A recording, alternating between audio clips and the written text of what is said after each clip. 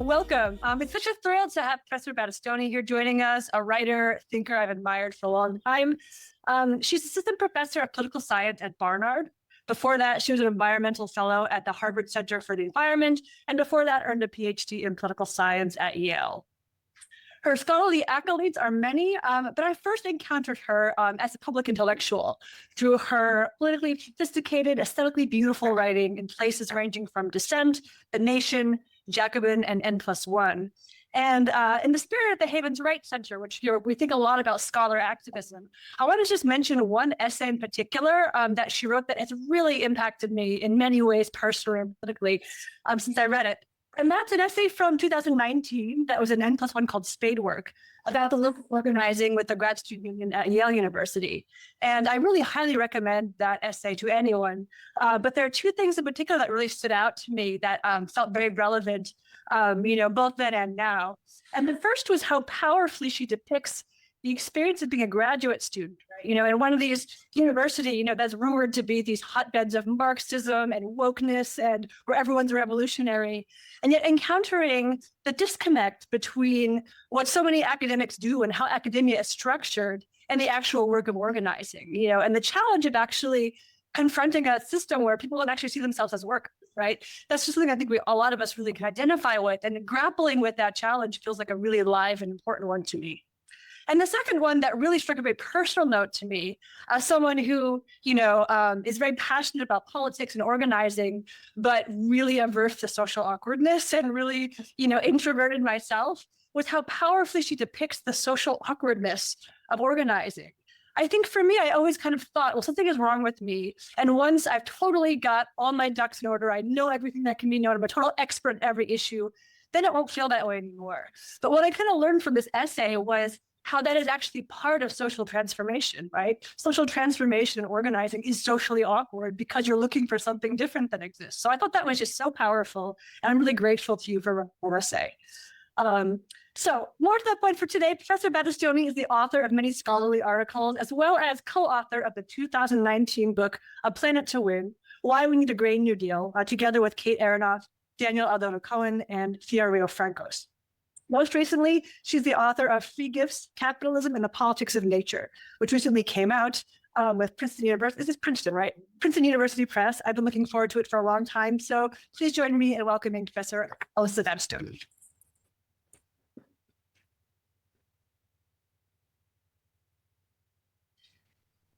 Thank you so much, Emily, for the introduction and for inviting me here, and to Adrian for arranging my visit, and really to the Havens Right Center for sponsoring the talk and the history department. It really is an honor to be here, and especially when you hear the lineup for the spring, I'm really honored.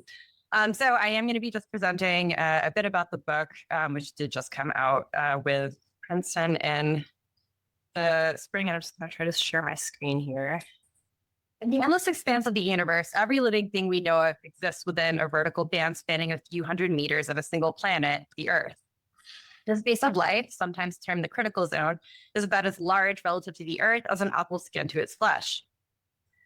Small as it is, it nevertheless supports an astonishing array of life, from sea stars at the sunless bottom of the ocean, piñas in the altiplano of the Andes, over 1,000 species of ant in the Amazon alone. Or at least it has. Today, many of the Earth's beings are in trouble. Catastrophic climate change is the most pressing ecological challenge we now face, but far from the only one. Vast forests have been felled for timber, marshlands converted to plantations, 1 million species presently stand at risk of extinction. And this is a crisis not only for non-human beings or environmentalists or nature lovers, but for everyone physically living on Earth. Millions of people around the world, including most indigenous peoples, rely directly on wild plants and animals for subsistence. Billions more rely indirectly on other species, from wild insects that pollinate crops to marshes that filter water. And every single one of us relies on other beings to keep the planet habitable, from the microbes in the soil to plankton in the oceans. So this realization has prompted a reckoning in many quarters. In political discourse, it's become routine in recent years, almost to the point of cliche, to describe climate change as an existential threat. Scientists have proposed naming a new geological era, the Anthropocene, marked by the entrance of human activity into the fossil record. In economics, however, the astonishing transformations of our planet are frequently attributed to a surprisingly narrow cause, the absence of price. As the economist Nicholas Stern famously observed in his landmark report on the economics of climate change, greenhouse gas emissions are externalities and represent the biggest market failure the world has seen. In other words, the effects of accumulating greenhouse gases are not factored into the prices of market goods, and as a result, aren't taken into account in economic decisions. And this problem is probably most glaring with respect to carbon, but it's also much broader. So the economist Pavan Sukhdev argues that what he calls the economic invisibility of nature has serious consequences. It means that nobody pays for the Amazon's brain factory or for insect pollination services. Jonathan Guthrie notes in the Financial Times that although it's the likes of peat bogs and bees that keep life possible and bearable, we have not typically attributed any value to them. And this, he adds, seems like a mistake. So the gap between these discourses, the language of existential threat and that of economic error, is vertiginous. Is it really possible that this mistake could bring an end to life on Earth if we know it as we know it? And if so, why hasn't it been corrected? For this is a mistake or a failure, it's one that has proven enduringly difficult to rectify. The paradox of nature's non-value is a persistent one in political economic thought. Similar observations have been made for decades, even centuries. At the same time, it's perplexing to encounter claims that nature is endangered because it doesn't appear in the market. After all, capitalism is famously said to put a price on everything. It's notoriously merciless in its disregard for moral value, religious belief, and sentimental attachment. The realm of the market perpetually expands, stripping ever wider swaths of the world for parts. Markets regularly destroy the things that are bought and sold, such that everything precious must be protected from them, or at least so generations of critics have claimed. So capitalism is characterized by relentless commodification, then its continual failure to value many kinds of nature is puzzling. And this problem, I argue, is more profound than has typically been acknowledged, deserves more careful critical attention than it's received. And this is what the book is about, the problem of the free gift of nature, more specifically about capitalism's persistent failure to value non-human nature and what that means both for the politics of nature and capitalism and for our collective future on this planet. So I'm going to say more about this problem of the free gift and sort of what that means, what I mean by that. But first, I just want to sort of say a bit about why we should look at capitalism to understand the politics of nature in the first place. So if politics is about sort of the broad question of how we make decisions about how to live together, nature has often seemed to be outside of politics altogether. It's nature is what is and can't be changed, and sort of it's a realm outside. So climate change in recent years has spurred some kind of reevaluation of nature and politics for many people. But this reevaluation, I think, has pointed into opposite, perhaps contradictory directions. So on the one hand, climate change seems to some to mark what the environmental writer Bill McKibben has famously described back in 1989 as the end of nature. So the human modification of the atmosphere itself for McKibben means that there's no longer anything that stands apart from human beings and human activity. We have transformed the entire world. On the other hand, climate change seems to mark the return of autonomous nature, a material world which exists beyond our control. And for thinkers like Dipesh Chakrabarty, the climate crisis is about waking up to the root stock of the planet's otherness. So in either case, climate change is often said to mark an unprecedented political challenge, one that really requires us to rethink politics from the ground up, to rework and rethink all of our most foundational concepts. I argue by contrast that although climate change is indeed, I think, transforming our planet in unexpected and unprecedented ways, it's not as politically unprecedented as we tend to imagine. And more broadly, that political theory is as a sort of fundamentally about coming to terms with a world in flux, but trying to make sense of emergent phenomena and processes and institutions. So this is sort of perhaps most recent or novel, but not necessarily different in kind.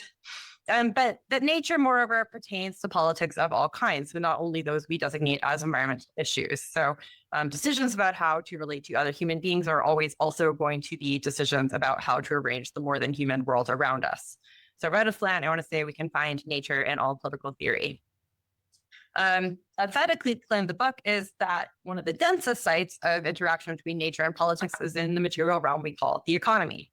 It's in the economy that the matter given by nature is transformed into human artifacts, that wild flora become crops and fauna become livestock, that minerals become resources, and the remnants of artificial or of ancient life become fuel. And these transformations are structured crucially by a particular kind of economy, we might describe as such, which is capitalism. Capitalism is now the political economic system upon which nearly all human beings now rely for our livelihoods, by which we attend to our wants and needs.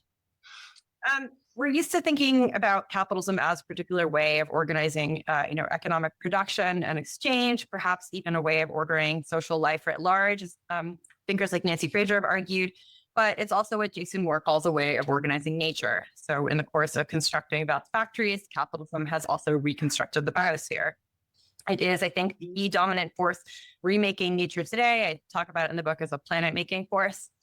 And so if we're going to understand the politics of nature, we simply have to understand how capitalism treats nature, both how it represents nature socially and makes use of it materially.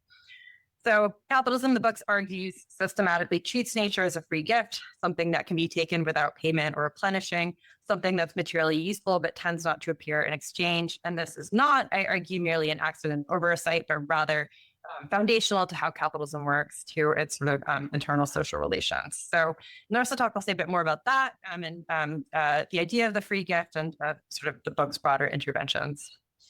So the book really tries to make three interventions. The first is to offer a theory of the free gift of nature as a capitalist social form akin to the commodity, again, characterized by usefulness lacking exchange value. The second is to follow the free gift into the world and to sort of show what happens when the social form sort of hits the ground in some literal sense. So tracking the various phenomena that result, the kinds of ways people have tried to make sense of them, conceptual apparatuses that have developed, and political struggles that have erupted around these sorts of phenomena. And then the third is to offer a critique of capitalism's treatment of nature, rooted not only in capitalism's environmental consequences, but what those indicate about relationships between human beings and our ability to act freely in the world. So I'll focus primarily on the first here, but I'm happy to say more about the second and third, and questions people want to hear more. So yeah, I'll just say mostly kind of talk a bit more about the free gift. So what is the free gift of nature? I take the description of nature as a gift to production. It's not sort of my concept or term, but I take this from classical political economists who write in the 18th and 19th centuries, diagnosing and sort of trying to describe the rise of capitalism. And to these thinkers, the role of non-human elements in production is both evident and frequently remarked on. So nature, the physiocrat Turgot argues, makes a pure gift to production. David Ricardo lauds the abundance of natural agents that perform their work gratuitously. The French economist Jean-Baptiste Say really provides some of the most extensive descriptions of what he describes as natural agents to production, and he sees them as really being ubiquitous. So Say describes the biological processes like the action of organs and viscera that help produce wool in a flock of sheep, the vegetative power of the soil, which generates crops, the geophysical properties of the world, like the wind and that drives mills and sails, and many others. It's really evocative. And today when we talk about nature having agency, it's a sort of controversial idea. But to say it's simply obvious that nature plays some kind of a central role in economic production, in the sense that someone like Bruno Latour might evoke the role of actants. And this, I think, is what makes it striking to read even today. It's clearly true that human beings don't generate wealth alone. But if anything, it is maybe too obvious because both classical political economists and a number of, I think, contemporary environmental thinkers, both people who are working in the sort of field of things like new materialism, like Latour, and also a number of environmental and ecological economists reintegrate non-human nature into our study of economics, tend to take the contributions of nature to production too much at face value. Because it's true, of course, that much of what we think of as wealth is produced by beings other than ourselves. But what we think of as wealth is not necessarily what capitalism designates as value. And so here's where I would say we need Marxist critique of political economy to help us locate the free gift of nature more firmly within capitalism in particular. I can say a bit about Marx's critique of political economy and the free gift, but I want to say first a brief word about how I use Marx in general, because his ecological legacy is complicated. He has, on the one hand, long been criticized by ecological thinkers as a Promethean modernist who's committed to the domination of nature. More recently, he's been recovered by thinkers like John Bellamy Foster and Kohei Saito as a proto-ecological thinker who's concerned with problems like soil fertility and the metabolic rift. I'll say neither of these is really what I'm doing. I'm not that interested in whether Marx was sort of really an ecological thinker or not. Rather than looking to Marx substantively, so sort of trying to find places where he talks about what we now think of as ecological problems, or reading him exegetically along those lines, I try to draw on him methodologically. And particularly, I'm interested in how Marx confronts one of the core questions of ecological thought, or what I see as one of the core questions of ecological thought today, which is sort of what is, how to think about the relationship between nature and society while situating it within capitalism as a particular form of social organization. And I argue that the relationship between the natural and the social is really central to his overall analysis of capitalism, discussed often in terms of content and form. So Marx argues that this kind of critique is really central to his critique of the classical political economists on the point of nature in particular. So he argues that political economists have essentially adopted a naive view of the material world in general. They've considered the material forms of existence apart from the social conditions in which they appear in capitalist production, and as a result have understood value to consist in material things and land, nature, and the various modifications. Nature, he argues in volume 3 of Capital, is a free gift to capital alone.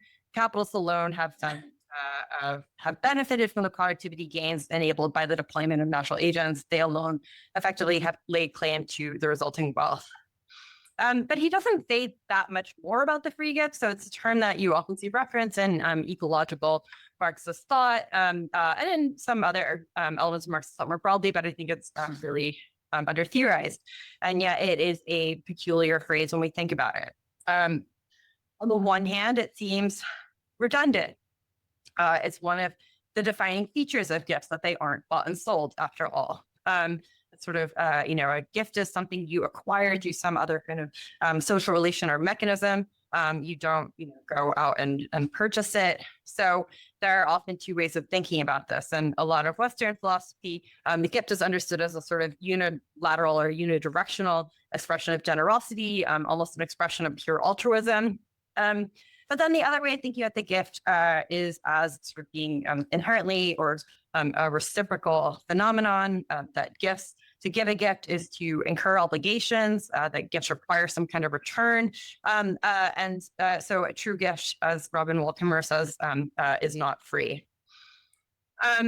And these understandings of the gift point in different directions in terms of how they understand sort of what the gift is, but both are often, gifts are typically treated as outside the logic of commodity exchange in some way, as sometimes exploding or either exploding or offering an alternative to the logic of commodity exchange and an alternative to capitalism per se. The free gift of nature, I think, is neither of these kinds of gifts, and it's not an alternative to capitalism at all.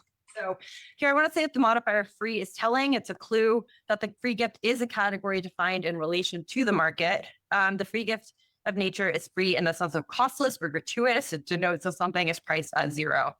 And so argues that natural agents, these sorts of physical capacities in the world, these phenomena, processes, beings become free gifts only within capitalist social relations, in situations of generalized commodity exchange and market dependence, where most human labor is sold for a wage and production is oriented not towards the generation of use values, but the accumulation of abstract value. And only really where most things have a price does it even make sense to describe nature's gifts as free. So the free gift is a distinctively capitalist social form, like the commodity. It's how nature appears in capitalist societies. And so to understand it better, I try to bring the question that I think is often posed in environmental thought, which is for what is nature, together with one posed by Marx, which is what is value under capitalism. And Marx, writes again in his critique of classical political economy that political economy has indeed analyzed value, but it has never once asked the question of why this content has assumed that particular form. So political economists have purported to study the meaning and source of economic value, but haven't really asked what it is, what's specific about how capitalism constitutes it. And this is what Marx is trying to explore in Capital. So Capital really begins with an analysis of the commodity as elementary social form, of course. The commodity, Marx argues, is defined by its dual character. It has both material content and social form, alternatively both natural form and value form, corresponding to use and exchange value. And just to briefly sort of review what some of these are, we think about how we encounter things in the world. We tend to see things in their natural form. We see a wooden table, for example, as an ordinary sensuous thing, as Marx puts it. We might notice its sort of physical qualities, the type of wood, the pattern of the grain. We might appreciate its usefulness for the purpose. So for writing our manuscript or having a dinner party. And in this form, Marx says there's nothing mysterious about it. It sort of is what it appears to be. It's an appearance as a social form of the commodity when its value is expressed in this abstract quantitative form of exchange value and exchangeability with other things that are quite qualitatively distinct, then it becomes peculiar, then it requires investigation. And here we can say that the sort of usefulness is not sort of a direct clue to its value in this form. And for Marx, sort of all capitalist forms have this dual character. They exist in some form in the real world, as we might think about the physical world, and in capital's particular social reality.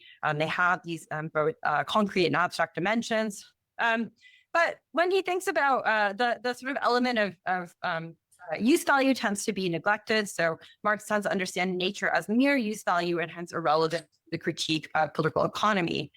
But I think this moves a little too quickly past thinking of the status of use value, because the sense of things that have use value that doesn't appear in the form of exchange value should push us to ask how constituting some things as having value, capitalism constitutes others as lacking it.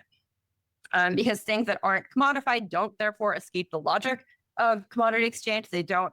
Their status and the overarching structure of a society organized around commodity exchange changes. They're devalued in relation to commodities, often with quite significant consequences. So I want to say that we should think of the free gift of nature as having, again, a sort of dual character akin to commodity that has a capitalist social form that is characterized by, again, these material qualities that tend not to appear in the form of value or tend to appear in the sort of form of zero value. So Marx, in interrogating the question of value, is particularly interested in the status of human labor under capitalism. So why, he asks, do so many different kinds of human activities, why are so many different kinds of human activities classified under this general category of labor and recognized in accordance with their ability to produce value? Why is labor sort of organized as it is, and how might it be organized differently? But here too, I think in posing the question of why human labor is expressed in terms of value, Marx is implicitly posing another, why non-human nature is not. So again, the book is trying to apply this question to think about non-human nature. Why does such an enormously wide range of content of material capacities, ranging from soil fertility to animal digestion, tend to take the same form, the free gift of nature? And why is there such a stark distinction in capitalist societies between human labor and other elements of production? So I'll say a bit more about that. One obvious place to begin is with Marx's own most famous statement about the difference between human and non-human labor, where he compares the worst of architects to the best of bees. I will say the vessel at Hudson Yards is, I think, one of the worst of architects. Building and more broad, complex, but in any case. So Marx here, in this famous passage from Capital, recognizes that other kinds of beings engage in forms of activity that resemble those of human beings. They change the form of other materials to sustain their own form of life, to be like the architect builds a home, the spider like the weaver constructs a web, and so on. Famously argues, distinguishes the worst of architects from the best of bees is the purposive intent that directs human transformations of matter. So he says, man not only affects the change in the form of materials of nature, he also realizes his own purpose in those materials. So only human beings labor consciously, only they intentionally make the world in their own image. And this has been sort of a point of evidence for a number of ecological thinkers who conclude that Marx is therefore sort of an anthropocentric thinker who is just sort of celebrating human consciousness in its own right. That may well be true, but importantly, I think the fable of the architect and bee is not actually an account of what human labor valuable under capitalism specifically. It's an account of the labor process in general and what makes the activity of human beings distinct from other kinds of beings that engage in nominally specific or nominally similar activity. We might very well want to contest the accuracy of this portrait. Marx sort of suggests that non-human consciousness is non-existence, and we have a lot of studies to suggest otherwise.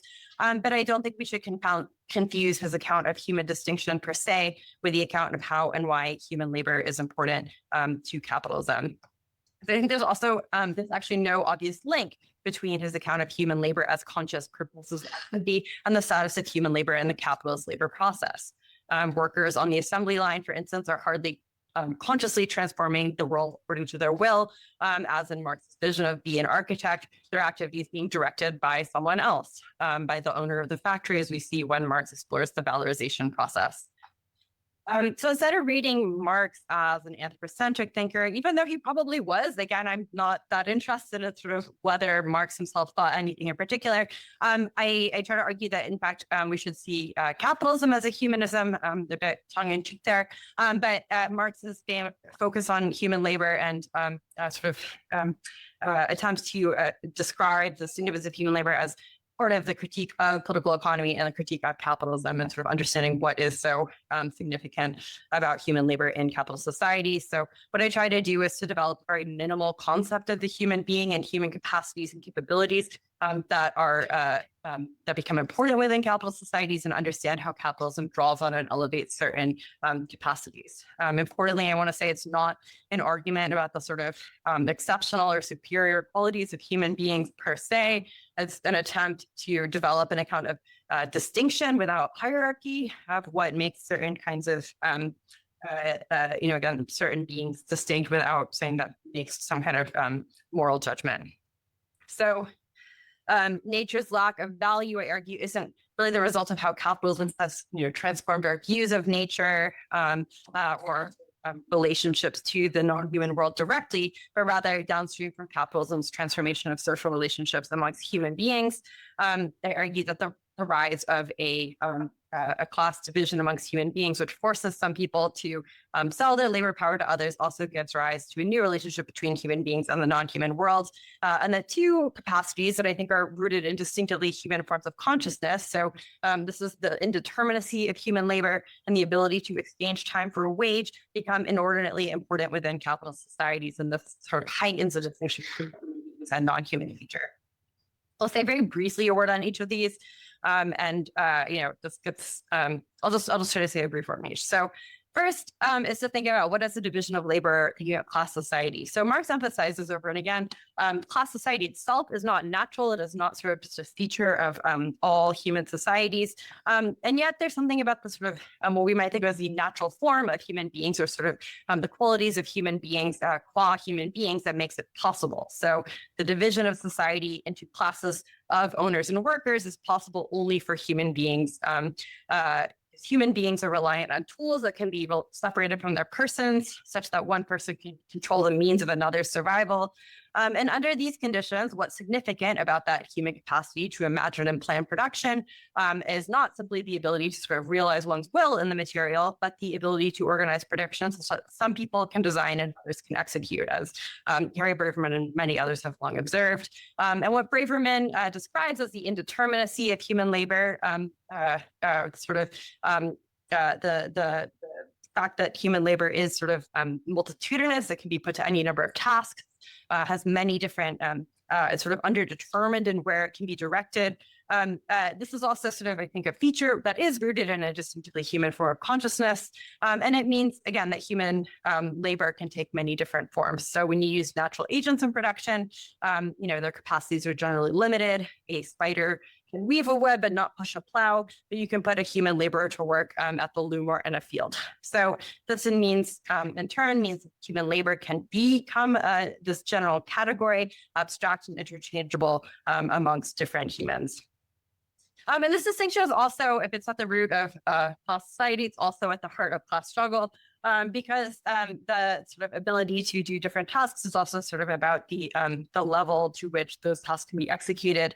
The capitalist tasks to compel the laborer to do an assigned task and to do it in a way that maximizes surplus value. So there's a constant struggle over how much labor can be squeezed out of a discrete period of time. And this is sort of key to the other element of human consciousness, which is sort of what sort of basic relation, what's at the heart of that relation. And the second element that's crucial is the consciousness that makes possible the wage relation. In other words, which makes it possible for human beings to distinguish their labor power, their ability to labor, their sort of physical capacities to labor from themselves, to sell a discrete quantity of that labor power measured in units of time for an abstract quantity of money, i.e. the wage.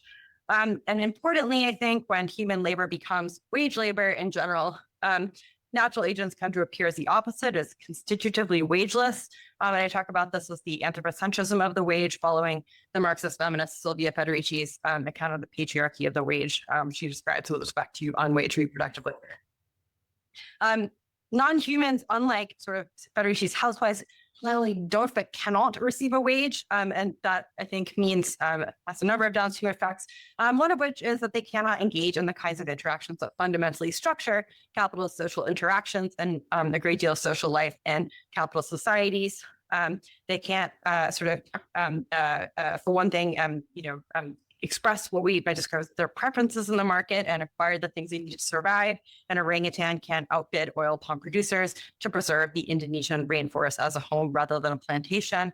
And non-humans can really appear in the system only where they are owned by human beings as property for which rents are charged, but rents do not reward the non-human beings themselves. And on this point, I want to sort of just briefly emphasize the distinction between what I talk about as a social form of the free gift and sort of literal freeness. I think the social form of the free gift describes sort of the way that nature appears by default. And then there are various ways that nature can be sort of captured in the form of price. Some gifts of nature do have a price where they're monopolized and earned by human beings, but many do not. So there's more to say on both of these points, but the key point I want to emphasize is capitalism's measure of value ends up reflecting human action and interest alone, even if not that of sort of human beings in general. So that's sort of the free gift and how I try to think about it. The second intervention, I try to make us to make this analysis a bit more concrete. So the sort of the account of the free gift I've given so far is pretty theoretical. It's at a high level of abstraction, but the book also really tries to dive into some of the concrete phenomena and problems that have arisen from the problem of this paradox of usefulness without value, how that paradox has been conceived in social and political thought in various traditions. So there are 4 central chapters that address different iterations I describe of the free gift, different sort of ways the free gift appears. And so these are all each taking place at different sorts of sites that we might think of, different sites and with different expressions. So one is sort of begin within the classic hidden abode of production and look at the free gift as it's mobilized through sort of forces of nature that are channeled in the form of things like machinery, but also what Marx describes as the free gift of human cooperation and the ways that certain human capacities are organized such that they produce sort of more than the sum of their parts, and the way that the organization of human labor is structured through the organization of nature and the sort of relationship between the particular qualities of certain natures and labor processes that are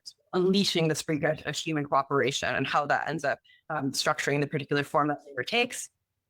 I look at sort of what emanates from this hidden voter production, and what we could think of as the byproduction of surplus matter, of forms of matter that are produced through the same process of commodity production, but which nobody wants to buy, which don't have sort of a consumer at the end in the form of purchases, but are being physically consumed in various forms. So thinking about how this has been conceptualized in mainstream economics as social cost or externality, and looking at the various forms of how that concept has developed through economic thought in the 20th century. I look at what's often described as social reproduction or reproductive labor in the household, and asking sort of why certain kinds of human labor seem to take the form of the free gift, why they appear to be gifts of nature, and look there at socialist and Marxist feminist thought and analyses of unwaged labor, unwaged household, and domestic and reproductive work, and think through that sort of problem of forms of human labor and their unwaged status. And then I look at what's often described as natural capital or ecosystem services in the biosphere. So these various forms of ecological activity that are, again, that I sort of began with, that are necessary for the maintenance and reproduction of life in general on our planet, and also for many forms of classical economic production, but also more generally for sustaining human or non-human life, but which tend to go almost entirely devalued, and look at the debates around whether and how those should be priced, brought into economics in some way. So these chapters are also more historical. They really address the period that we now think of as the Great Acceleration, since roughly 1950, when we've seen this rapid increase in both what's often described as human activity of various kinds, paired with forms of biospheric decline or indicators of biospheric decline. And what I think is striking here is that nearly all contemporary political theory has developed in this period, as well as most modern environmental thought, and yet we rarely sort of situate those kinds of relatively rarely situate that thought within that kind of historical context. So these chapters are really trying to trace how political scientists and economists and philosophers and activists and others have responded to the biospheric transformations in thought and action, including in a lot of work that doesn't seem immediately ecological. So I look here at a pretty wide range of thinkers, from people like Arthur Pigou and Ronald Coase on the externality and social cost, to Silvia Federici and William Baumol on domestic labor and service work. So these chapters are really trying to show how an analysis of capitalism and this broader analysis of capitalism can bring new perspective to contemporary ecological problems and a number of sort of familiar policies or commonly proposed solutions. So things from carbon taxes to biodiversity markets. And in these chapters, I really try to read a lot of these economists and other thinkers in the spirit that Marx reads the classical political economists. So recognize that they're tracking something, phenomena, something genuine about how capitalism is working today, but they're doing so at a relatively surface level. Understanding these phenomena requires a deeper analysis of capitalism's internal relations. So it's trying to both, show what this analysis of capitalism can bring to our understanding of things that we are already familiar with. But I also want to argue that the analysis of the free gift can cast something, capitalism itself, in a new light. So I often think about the free gift as something commodity shadow, and I think when we follow it, we go into these dimensions of capitalism that are often left unexplored, draw our views to aspects of capitalism sometimes underattended. So the free gift, I think, calls our attention to the remainders of sort of process of commodification and capitalization, to what's left over when capitalism has sort of commodified and subsumed what it can. And it serves as a reminder that capitalism may be operative even where its sort of telltale signs, exchange value and wages and so on, are not immediately in evidence. Because a key argument of the book is that capital, we have this vision, again, that capitalism is kind of constantly expanding, absorbing more and more of the world, commodifying more and more of the world, that everything is being brought in. But a key argument of the book is that capital doesn't only advance and absorb, it also withdraws and expels, it abdicates and neglects. And that these processes are essential to understanding, both the movement of capital itself, but also sort of why certain, phenomena are occurring. the sort of second piece is to really think about how this, how we can hold the material elements of the sort of the duality of social form together with the abstract and understanding what's going on in the world, but also in within capitalism. Because I think although the free gifts of nature are invisible sort of to capital, they obviously continue to exist in the physical world as natural form. They continue to have material effects in concrete production processes and in the world writ large, for better and worse. So, I think many analysts of capitalism, Marxists in particular, have tended to focus on the distinctive processes of abstraction that are particular to capitalism and to sort of follow processes of abstraction. But I try to, rather than looking at the concrete, but I, again, try to think of the duality of social form as requiring us to keep the abstract and concrete together. So what does that mean? I try to consider how the different qualities of different kinds of nature factor into particular labor processes and in turn inform both valorization processes and organization of labor. And I look at the sort of effects of these sort of physical entities and the world more broadly. So again, the harmful effects of matter that isn't valued, like carbon emissions and so on. So the last intervention of the book is to offer a critique of capitalism rooted not in ecological effects, but human freedom. And here I'll say, to begin to diagnose the free gift as a distinctively capitalist social form, sort of part of the point of doing that is to state that this isn't a necessary relationship to nature. It's to make it a political question, and that is part of, I think, a broader denaturalizing tradition in critical social theory, certainly one that Marx himself is undertaking and saying, capitalism is not a sort of natural form of existence or an inevitable form of existence. There are other ways that we can live and other ways we can relate to the more than human world. But this all doesn't tell us sort of what, if anything, is wrong with this particular relationship to nature, what's wrong with sort of treating nature as a free gift. And that's what I try to take up a bit. So here, I think the grounds for ecological critique of capitalism can seem pretty obvious. Capitalism has long been shattered by the charge that its satanic mills have ravaged the natural world and its calculative logic has disenchanted it. Nature has very often been embraced as sort of wholesome antidote to capitalist artificiality and alienation. In the realm of environmental philosophy, we see a lot of considerations of our ethical obligations to the more than human world, means for nature's intrinsic value, and so on. And I am very sympathetic to a lot of these projects. I share many of the concerns they articulate and sort of what they are trying to, what they're trying to do, the critiques they want to mobilize. But I think the problem is that many ecological critiques of capitalism take the normative status of nature itself for granted. They effectively hold up nature as a standard against which we can measure human society.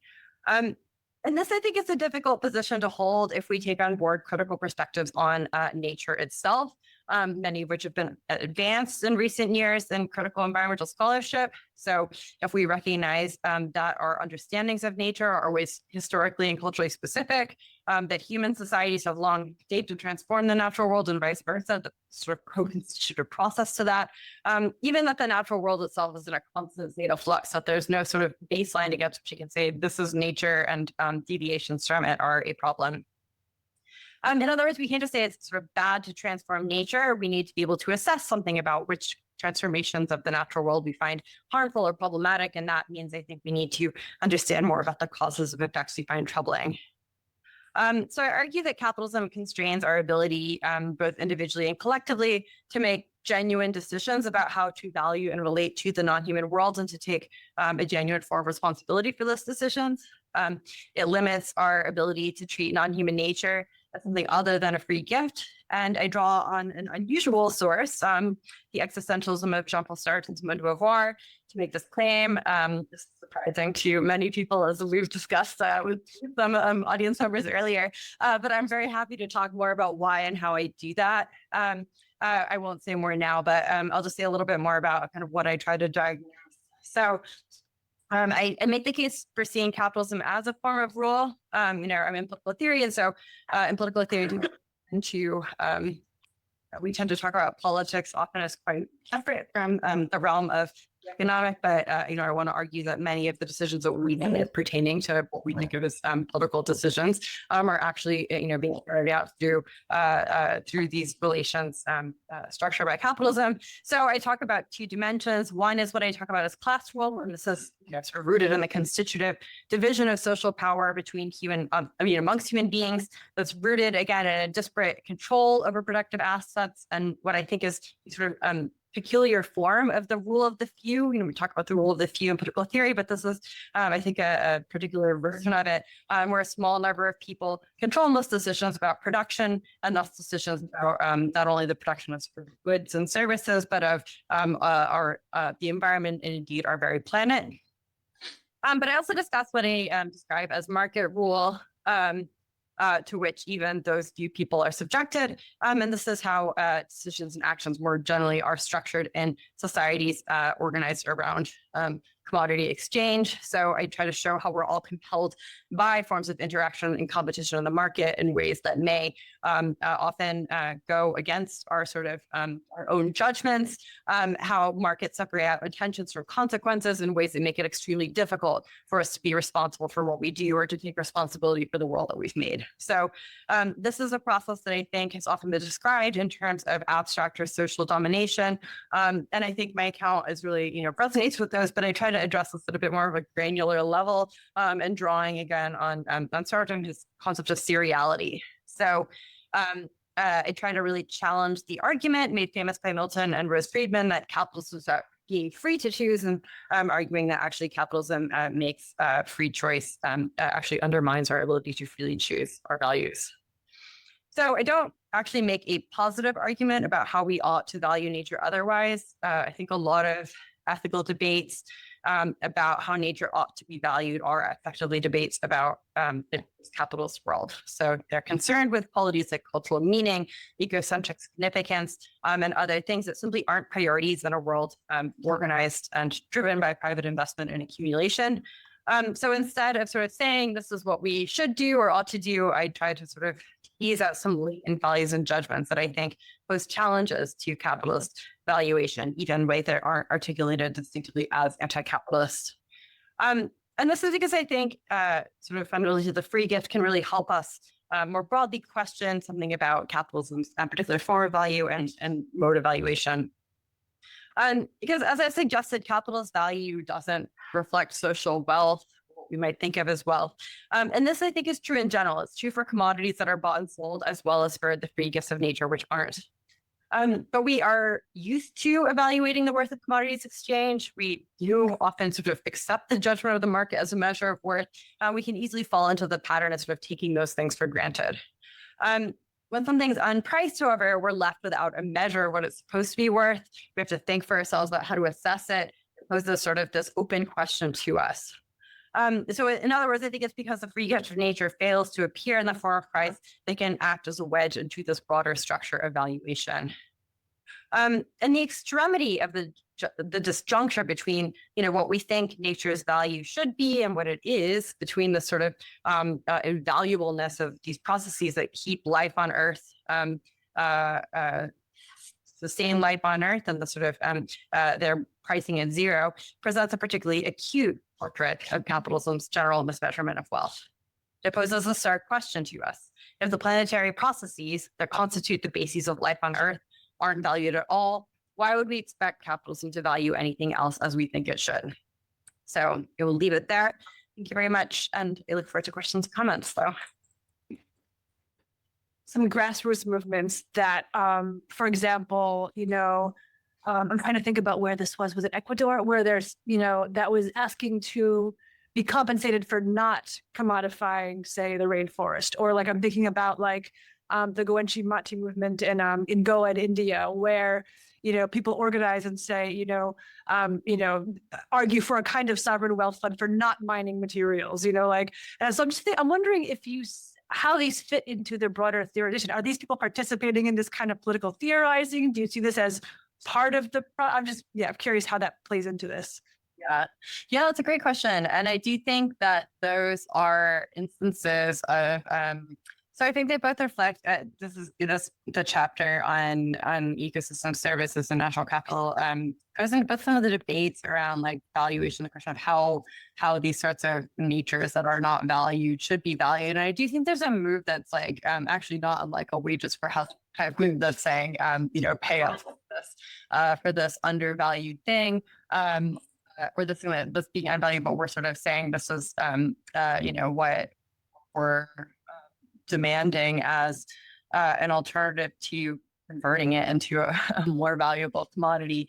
And then I think that there's something that's been interesting in those both as a way of, again, sort of articulating in the way that I think more broadly, a lot of articulations of what ecosystem services should be valued at. There's often attempts to like account for or assess like the price of these services and to put like a number value on them that I think are often like illustrative or revealing or have some kind of disclosure function of like this is what these are worth.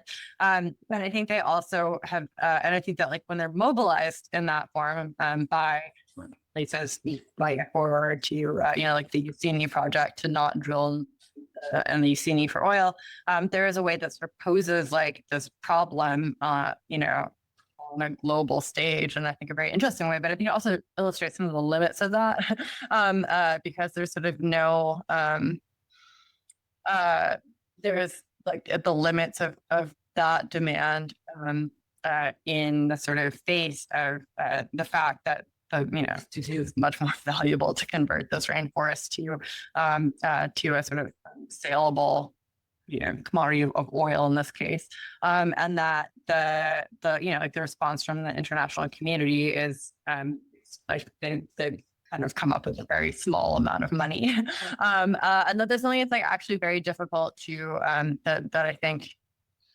through various, unless you could really force. This I think is sort of the problem of what makes it really difficult to make some of these forms of nature like even like kind of sources of revenue. You kind of can't force others to there's they will receive the gifts of nature that are happening in the scene, whether or not you can't like monopolize them, you can't force people to pay for them, you can only sort of ask them to pay, and the sort of goodwill is not forthcoming. So I think that these are like projects that both illustrate something about like they're both like showing what potential that there is something valuable about these, that there's like another way to do them other than how they are likely to be, that there's like trying to globalize this kind of politicized value. But their failure is, I think, also indicative of this like more foundational problem. Yeah. Some questions from our virtual audience. Juliana Chimides is online, and she can ask her question to you directly, Alyssa. So you can direct yourself to the screen. Thank you, Juliana. Please unmute yourself. Hi, everyone. Thank you so much, Alyssa. Can you hear me okay? Yes. Yes, fantastic. This was a phenomenal talk. Thank you. I cannot wait to read your book and buy it. I have two questions for you. So I'm a historian, like Emily Kalachi. And my first question for you is very much a historian's question.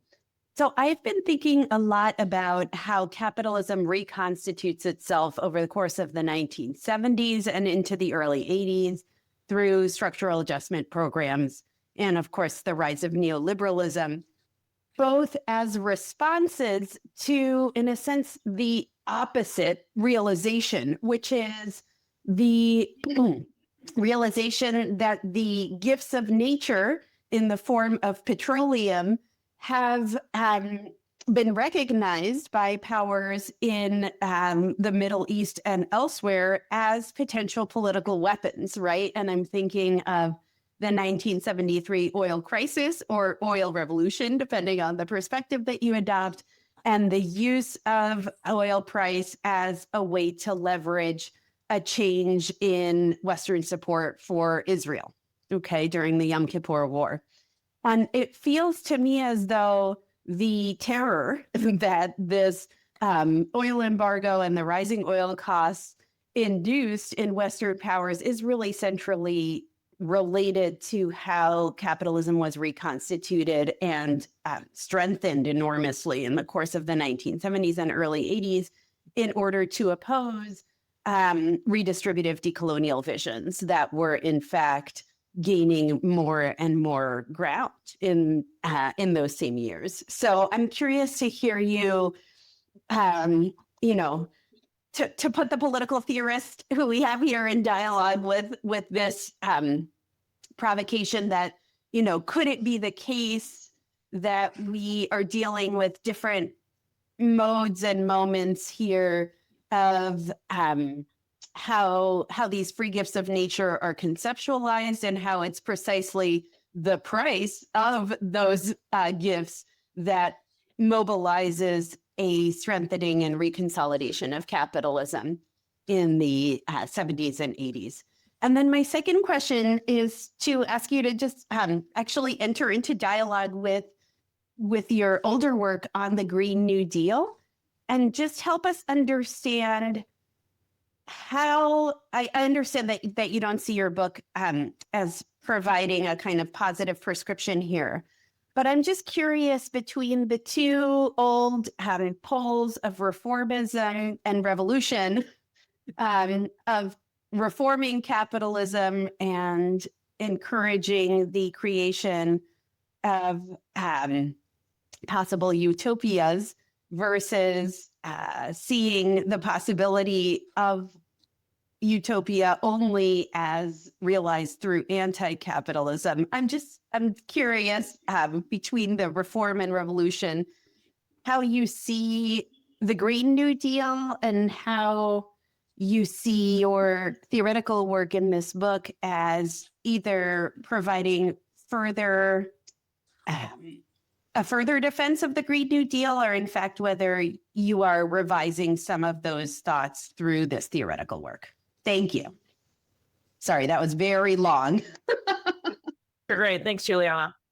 Yeah, those are both really great questions. So thank you.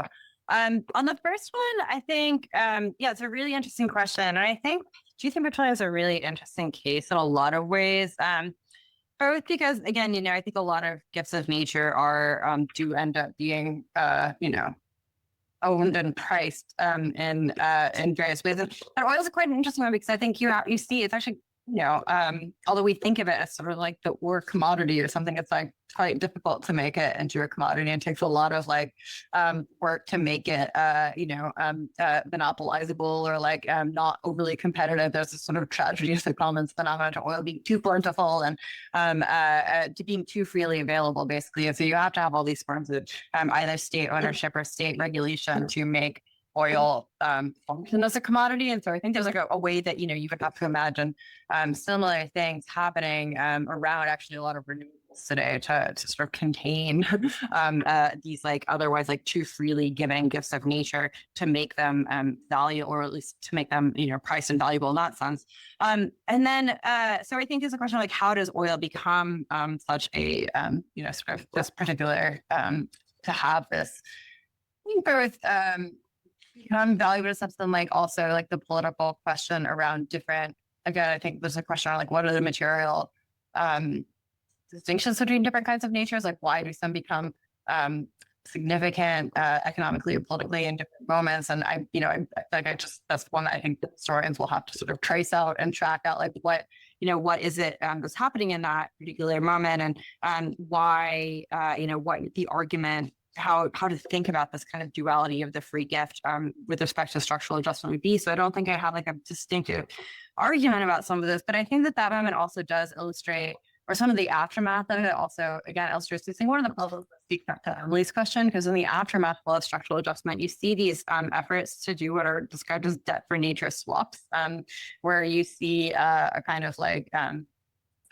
in the wake of the debt crisis, there's this sort of new version of we'll relieve debt if you don't, deforest or degrade certain elements of non-human nature. And it's this way of getting incredibly cheap, relieve like pretty small amounts of debt for like huge amounts of conservation that are like pioneered by all these like, kind of northern environmental NGOs and so on. But there's a sort of interesting way that, again, I think that illustrates the difference between these sorts of like these different the ways that different natures are sort of end up playing different roles or functions, and like, the material qualities and whether they can be monopolized and alienated and sort of turned into commodities in a sense, like and the difference between like oil and like the rainforest or whatever that I think becomes starker in these periods. You can kind of see something about how that plays out.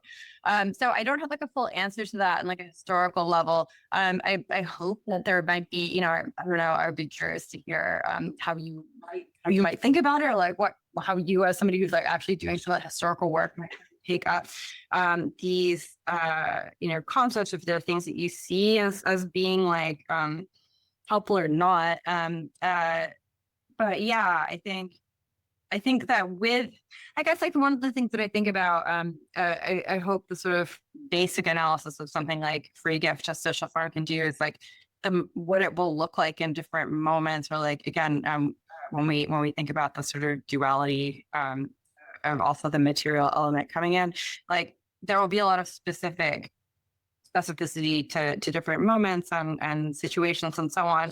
But I think that there are some fundamental things that are continuous across time. And so it's like how and where free gift is operating in different moments of capitalism. I think fundamentally, I think there's some continuity there that, like, again, will look different. So I think that the reconstitution of sort of aspects of how capitalism is working in a particular moment. Yeah, I'd be curious to hear your thoughts on that in some ways. How this works, how this relates to older work on the Green New Deal and reformism versus revolution. I mean, I think in general, like, I would say I'm very, what would I say? So I think the Green New Deal is quite obviously a reformist project. It's a very like, we are not going to, we should not count on a revolution that overturns capitalism happening in time to, stave off a catastrophic climate change. And I think that this book, I would say, is, again, not explicitly taking a given position, but I think, I guess I would say, is both trying to illustrate why we can't stop at a reformist position, but without sort of making a counter argument that the only alternative is sort of, revolution or bust. Because I do think that there's any ways that, again, there's many different like versions of the free gift problem. And I think that some of them can be kind of like solved, quote unquote, or addressed. And you can kind of contain like a particular version, like a particular set of problems that's like thrown up by this general phenomenon. That doesn't change the sort of overarching or underlying, whether you want whichever kind of metaphor you want to use, problem that I think will persist. There will always be some other versions of this problem that will arise, and I think climate change really indicates one that is like so.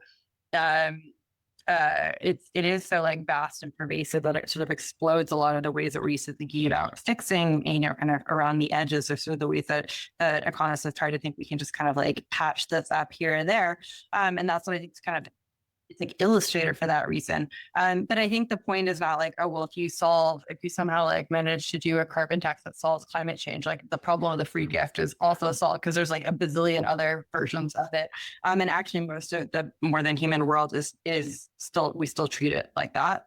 It's like a very small amount of the world, I think, that is has been kind of converted to being represented in price and so on.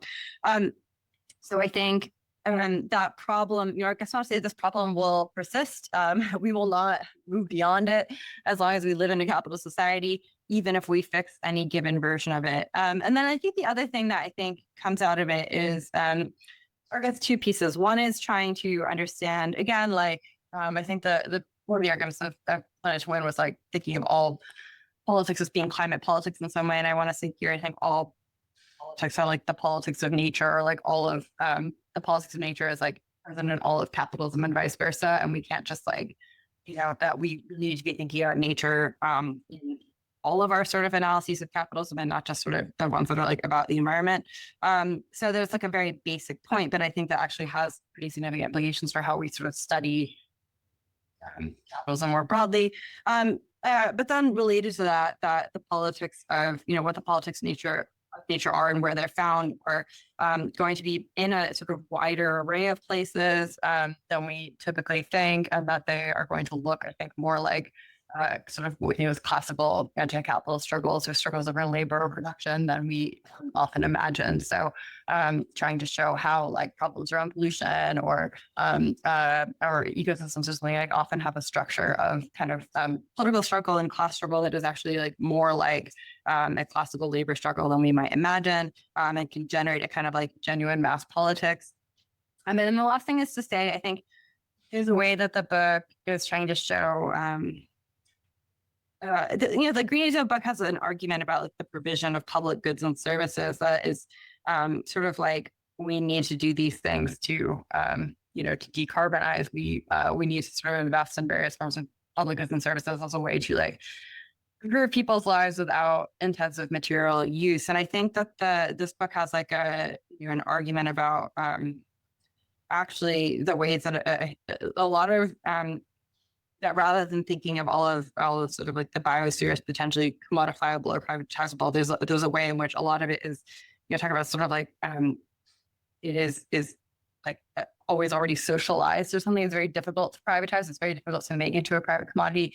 And that once we start to think about that, there's a way to just say, well, we should just there's like a sphere of public goods that we provide separate from the market. But I think it's actually a way that starts to cut into like the implications of it are actually pretty significant. And if we think there's a lot of the world that can only ever kind of be understood and managed like collectively and socially, we really start to cut against like a lot of the assumption that the default is that private actors organize the world, and we sort of just like patch things up in the background. I think it also presses back into thinking, well, we actually have to sort of understand like both of these sorts of spaces that have been abdicated by capital and the places that are being invested as being more continuous. And so I think there's basically an argument for how we can link a kind of theory of public goods that I think is at the heart of a lot of Green New Deal stuff to a broader critique and analysis of capitalism.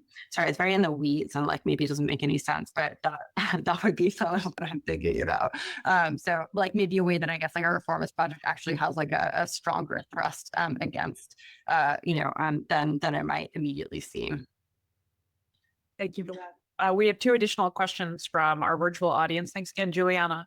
One from Jed, which is more theoretical, and one from Howie, which is empirical. Jed references back to your discussion of capitalist rule being in relation to what Marx wrote about in the German ideology around the ruling ideas being those of the ruling classes. So can you expand more on your conceptualization of where our understandings of nature are coming from? I think that's what Jed is referencing there. And then Howie writes, one of the main reasons that the Chilean left lost the fight to enact a new constitution a few years ago, the Boric government, was its insistence on the recognition of the rights of nature. And Howie knows that you can't go into detail on this, but what do you see as political strategies for valorizing the gift?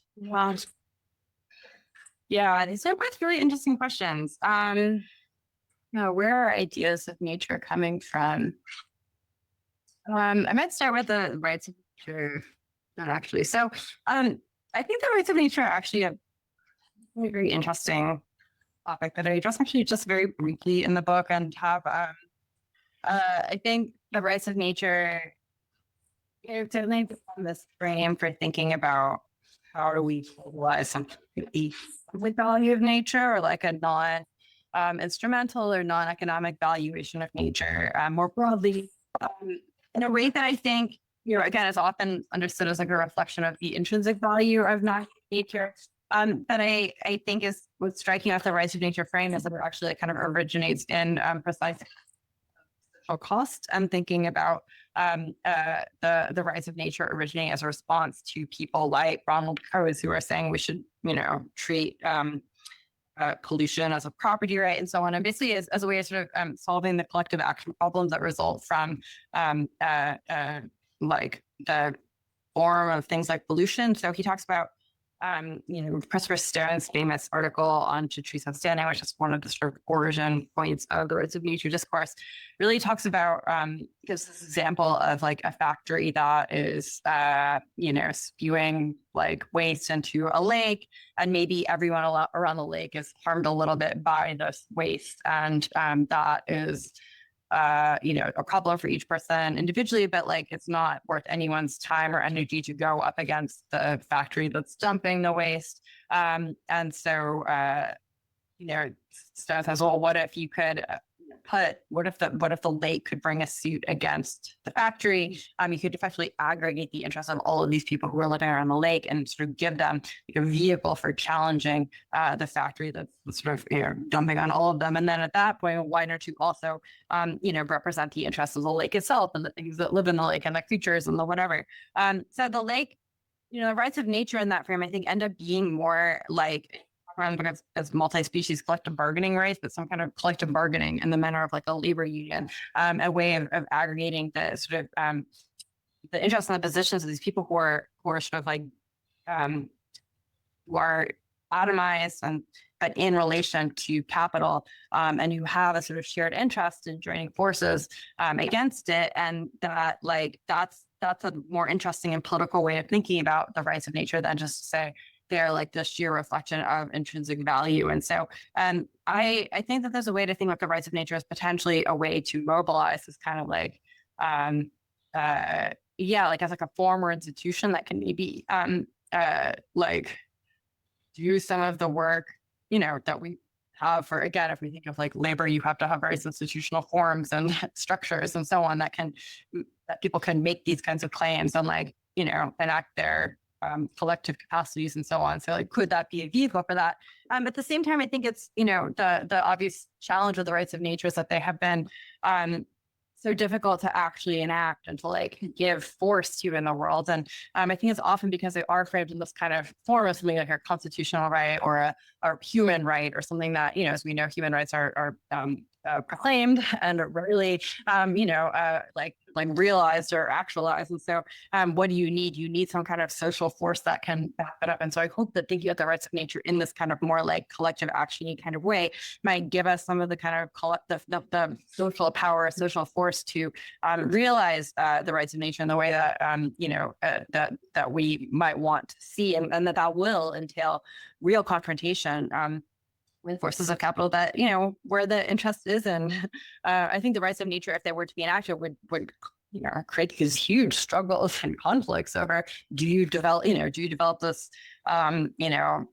patch of forest? Do you dump in this river and so on? There's so many versions of these problems that if you actually took seriously the rights of nature, you would have conflicts everywhere. And so that, like, what is the force that would kind of be able to mobilize around that conflict? And that's what I think we need to kind of get to, whether it's through the rights of nature or some other, instantiation or institution or form of like representing that. So I'm kind of agnostic on them in particular, but that's what I think sort of limit has been. Thinking about the ruling thesis, atheism, and classes. I mean, I do think there's a way that thinking of nature as either I mean, it's always, I think, even just like thinking that nature just is a free gift. And sometimes people will say, well, don't all human societies treat nature as a free gift? Like that there's something that we just take and take and take. There's sort of like a sense that human beings just like overuse the natural world no matter what. And like the sort of naturalization of the free gift, I think, is kind of the idea of the ruling classes. Like it's the sense that like we are just going to, no matter what, overconsume and like give without reciprocating. And I think that is quite pervasive in environmental thought. Really, is one of the main things you see in a lot of in environmental thought is just the sense that there's something about we met the enemy and it's us, like human beings are like this. I have this reading of The Giving Tree, the children's book, which is actually so horrifying. I don't know if people have read it recently. It's a really disturbing story, but the idea there, you know, it's like the tree that gives and gives and gives until it's just like a stump, and like the little boy doesn't take, you know, takes advantage of it and doesn't appreciate it, and so on. And I actually think that's like really an illustration of this basic idea, because it's the idea that you have who's just taking and taking from the tree, doesn't appreciate her, of course, and then like, you know, exhausts her at the end, and only then can appreciate it. And it has been read as this kind of like tale of just like environmental, like human responsibility in general or something, or like neglect of or callousness. But it's interesting because in the story, the boy is like taking the apples and selling them somewhere. He's like cutting down the branches and selling, you know, he's like going off stage and like engaging in basically like some form of a very market economy. He's not just kind of like doing this, and he's not like just like chopping down the tree entirely for his self-subsistence. Actually, the structure, if you look at, you know, people are talking about deforestation in the Congo or something today, they describe the same kind of process. Like, I know this is a problem, but I need to like sell firewood to live. That's the only way I can like make a living. So I need to have money to buy the things I need. And so there's a way that I think we have this image of just like greed or like, the way we've just come to see nature as something for our use, that I think is actually not about how humans are in general at all, but like is actually very much a product of how we are sort of compelled to relate to the natural world. So that's at least one way I would say that that we might apply that kind of thinking about what are the ruling ideas. Although I think there are many ruling ideas that I would want to dismantle.